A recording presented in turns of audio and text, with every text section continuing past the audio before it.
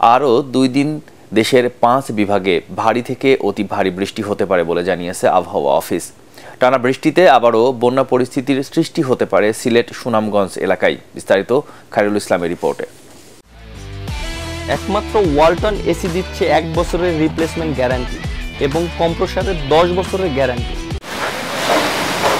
হঠাৎ ঝুম বৃষ্টি আর ঘণ্টাখানেকের এই বৃষ্টিতে মিরপুর কাজীপাড়া সহ রাজধানীর বিভিন্ন এলাকার সড়কের দুপাশে তৈরি হয় জলাবদ্ধতা। দুর্ভোগে পড়েন স্কুল কলেজ শিক্ষার্থী ও অফিসগামী অনেকে। ভিজা কাপড়ে অফিস করতে হয়, এরকম একটা অবস্থা। পানি তো এখন তো কম, দেখা গেল যদি আরো 10 মিনিট বৃষ্টি হতো হাঁটু সমান পানি হয়ে যেত এখানে। এমন জলজটে ঘটে ছোট বড় নানা দুর্ঘটনা।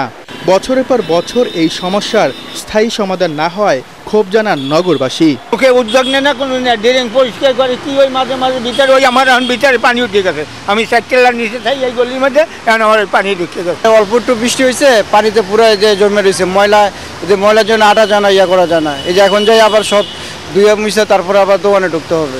এদিকে বৈরী আবহাওয়ার কারণে কক্সবাজার, মংলা ও পায়রা বন্দরকে স্থানীয় 3 নম্বর সতর্ক সংকেত দেখিয়ে যেতে বলা হয়েছে। এছাড়া ঢাকা, রাজশাহী ও খুলনা বিভাগের অনেক জায়গায় অস্থায়ীভাবে দমকা হাওয়া সহ হালকা থেকে মাঝারি ধরনের বৃষ্টি হতে পারে বলে জানায় আবহাওয়া অফিস। দেশে উজানে ভারতের রাজ্যগুলোতে বৃষ্টিপাত বেড়ে আগামী 3 দিনে সিলেট সুনামগঞ্জে বন্যা পরিস্থিতি সৃষ্টি হতে পারে বলে জানায় বন্যা পূর্বাভাস ও সতর্কীকরণ কেন্দ্র। খায়রুল ইসলাম, এটিএন বাংলা, ঢাকা।